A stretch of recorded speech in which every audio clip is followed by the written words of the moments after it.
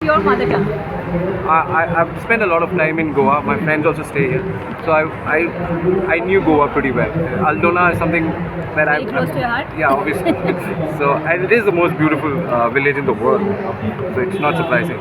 So when I stayed there with the people and staying there, we developed stories. I wasn't planning to make a film initially, but between me and my writer Akshay, we started developing stories with the people.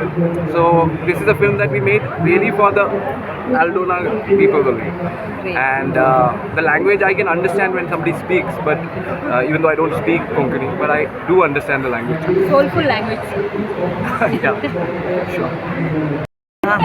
परवा आमकां सगळ्यांक मातसो background सांगात experimental picture तांचे हरशीं हांव काय अशें सगळ्या तरेच्या सिनेमान काम करना पण म्हाका कोणी तरी सांगलें की आल्दोना थोडे भुरगे आसात आनी ते सिनेमा करता म्हणून हांव वचून मेळ्ळें रायटर अक्षय सिंगाक मेळ्ळें आनी ताणें मागीर स्टोरी सांगली आनी त्या स्टोरीन मेन म्हणजे ताणें कितें केलां की गांवांतले जे सादे लोक आसा म्हणजे बार टेंडर जो आसा बेकर जो आसा वा सादे जे लोक आसा म्हणजे सादी जी कामां करता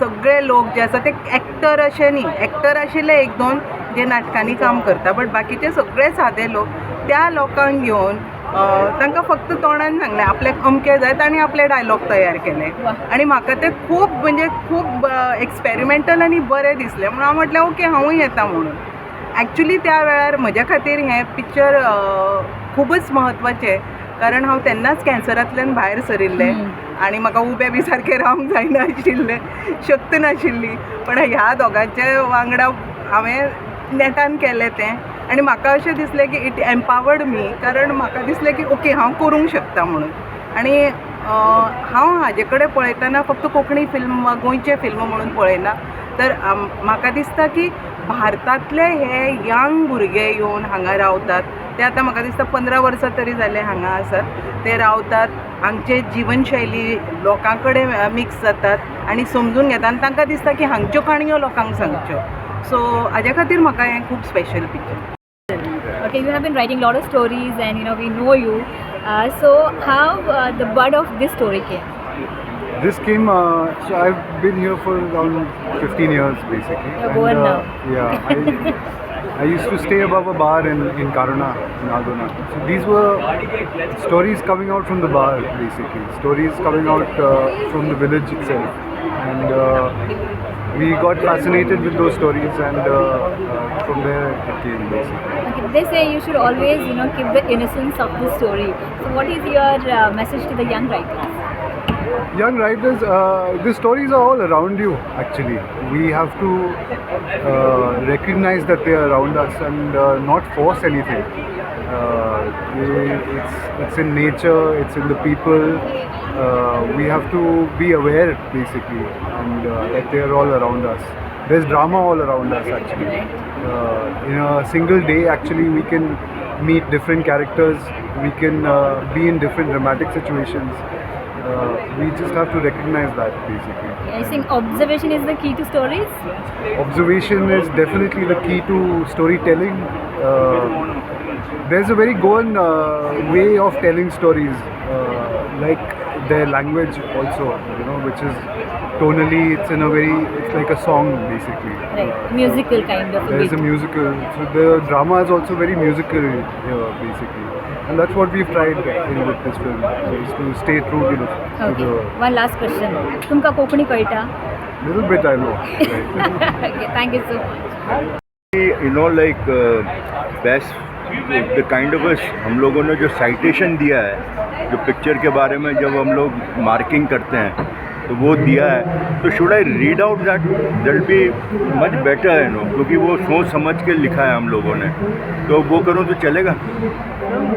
हाँ ये भाई इतना सा है तो हम लोगों ने इस तरह से लिखा कि after an archaeologist unearth a pagan idol, a village is plagued by disappearance and killing, forcing its residents to flee for their lives.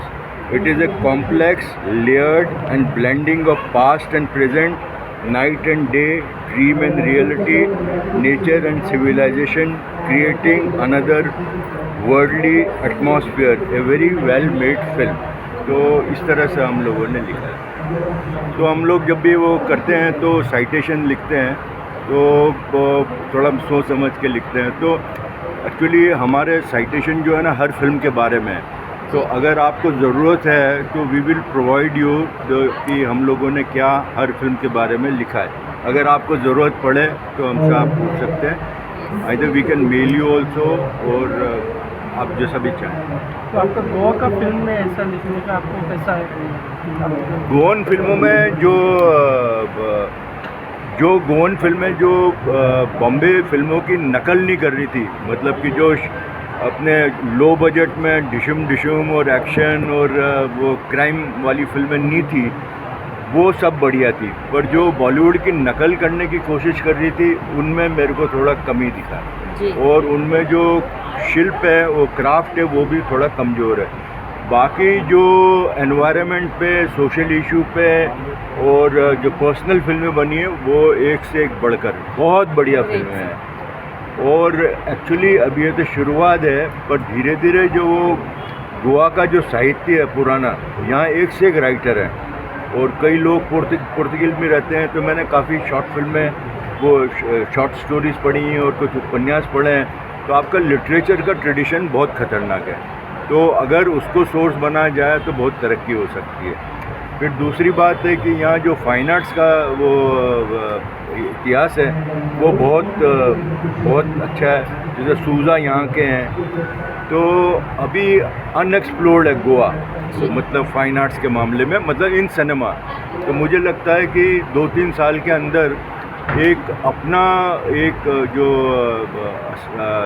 अस्मिता है गोवा के सिनेमा की, वो धीरे धीरे उभरने लगेगी। तो ये तो मुझे लगता है शुरुआत है। Great sir. Goa main stream में आने के लिए कितना टाइम लगता है? देखिए, मतलब कि बॉलीवुड से मुकाबला तो नहीं हो सकता है ना, क्योंकि वो तो रीजनल फिल्म, हाँ रीजनल फिल्म में क्योंकि ये नया शुरू किया। एक समय ट्रेडिशन था, क्योंकि सारे के सारे महाराष्ट्र के बड़े बड़े फिल्म मेकर और वो सारे गोवा के ही हैं। दीनानाथ मंगेशकर सारे के सारा बॉलीवुड का जो म्यूज़िक है उनके अरेंजर गोवा से हैं। तो गोवा का टैलेंट जो है ना बॉम्बे और कोल्हापुर और वहाँ गया हुआ है, पर अब धीरे धीरे इसको अपना खुद का अस्तित्व तैयार करना। तो मुझे लगता है कि करीब अगर गवर्नमेंट इसको प्राथमिकता दे तो करीब 2-3 साल लगने वाले हैं, पर गवर्नमेंट का सहयोग होना चाहिए। Thank you. पता नहीं इधर सब्सिडी का प्रोजेक्ट शुरू हुआ है। हाँ, तो अगर थोड़ा सा भी मिले, क्योंकि टैलेंट ये है, तो बाहर से बहुत टैलेंट यहाँ आए हैं। तो जैसे NID वाले यहाँ शिफ्ट हो रहे हैं, IIT वाले यहाँ शिफ्ट हो रहे हैं, आर्किटेक्चर वाले यहाँ शिफ्ट हो रहे हैं, कई राइटर शिफ्ट हो रहे हैं, एक कॉमिक आर्टिस्ट जो अपना अरिजीत सिंह वो शिफ्ट हो रहे हैं। तो यहाँ के और ये बाहर के जो स्किल है वो मिल के एक बड़ी, मतलब मुझे लगता है बहुत भविष्य जो है इसका बहुत ब्राइट है।